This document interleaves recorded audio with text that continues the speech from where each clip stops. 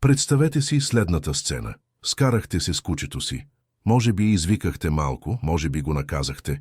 И сега то седи въгъла на стаята. С гръб към вас, без да се обръща. Повикахте го. Не дойде. Протегнахте ръка. Отдръпна се. Погледна ви веднъж. После отново обърна очи настрани. И вие си помислихте, сигурно се сърди. Но какво ако точно в тази секунда в мозъка на вашето куче се случва нещо, за което никога не сте се замисляли? Нещо, което науката едва наскоро успя да обясни и което напълно преобръща начина, по който разбираме поведението на домашните любимци след конфликт. Александър веднъж се разкрещя на Шаро, защото беше преобърнал кофата за буклук за трети път тази седмица. Шаро отиде въгъла до дивана, легна с муцуна на лапите и не помръдна повече от час. Александър го гледаше и се чудеше.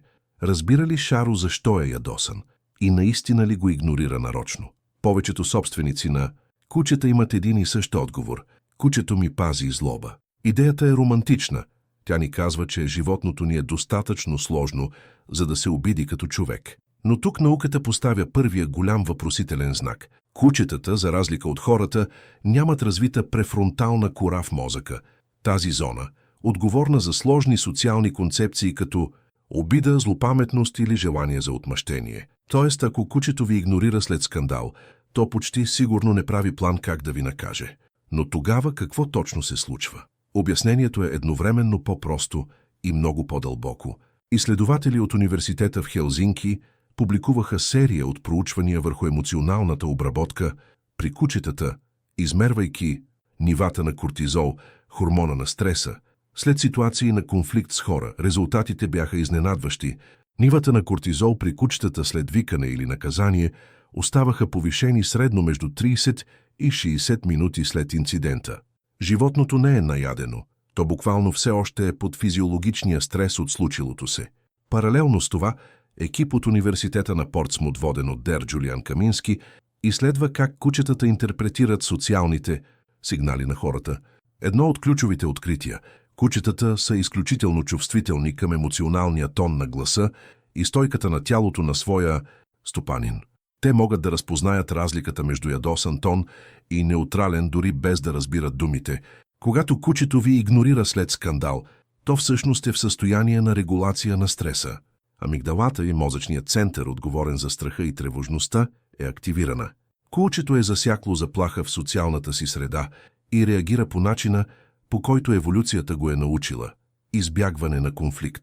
В дивата природа, при предците на домашното куче, вълците, след вътрешностаден конфликт, подчиненото животно се отдалечава и показва сигнали за умиротворяване.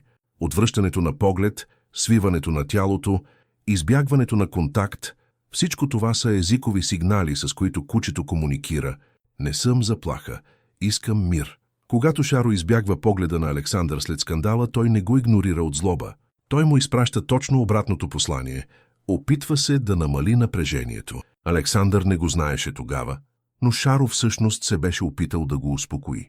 Всяко отвръщане на погледа, всяко свиване на тялото беше сигнал. Разбирам, че си разстроен, не ме карай да се страхувам повече. Но сега идва частта, която прекроява всичко. В проучвания с ямър сканиране, публикувани от Д.Р. Грегори Бернс от университета Емори, учените установиха нещо поразително.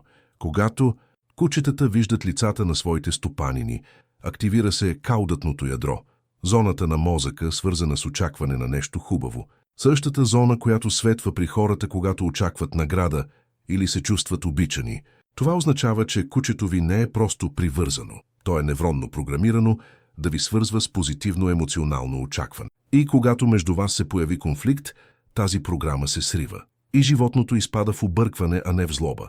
Игнорирането не е наказание. То е объркване. Помислете за това. В продължение на хиляди години кучетата са еволюирали да четат човешките емоции по-добре от всяко друго животно на планетата. Те са единственият вид, чийто мозък е бил буквално преформиран чрез съжителство с хора.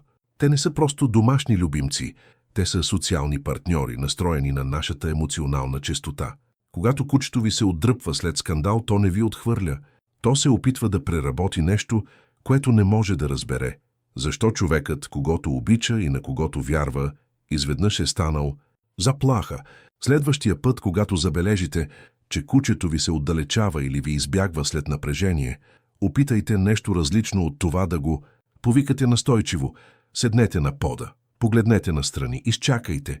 Позволете му да дойде при вас по собствена воля, когато нивото на кортизола му спадне.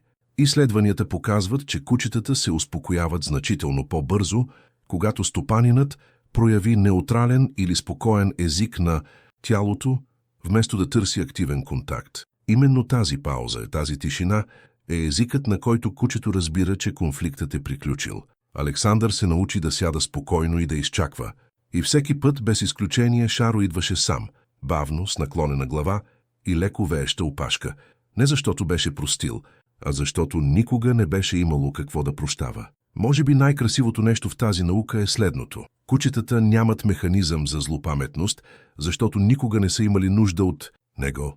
Те са еволюирали да живеят в настоящия момент, да прощават мигновено и да търсят отново връзката. Дори след боли, дори след страх. Когато кучето ви се върне при вас след скандал, с наклонена глава, с леко вееща опашка, то не казва «прощавам ти». То казва нещо много по-просто и много по-дълбоко. Ти си моят свят и искам да се върна в него. Може би точно в това е скритото послание, което хилядолетия съжителство са вградили в тях и което ние все още учим да четем. А вашето куче как реагира след напрежение? Търси ли ви веднага или се отдалечава за известно време? Напишете в коментарите. Любопитно ми е да разбера каква е историята на вашата двойка. И ако тази наука ви е накарала да погледнете по-различно на своя любимец, споделете видеото с някой, на когото също ще промени перспективата. Абонирайте се. Следващият път разглеждаме нещо, което котките правят и което е още по-изненадващо.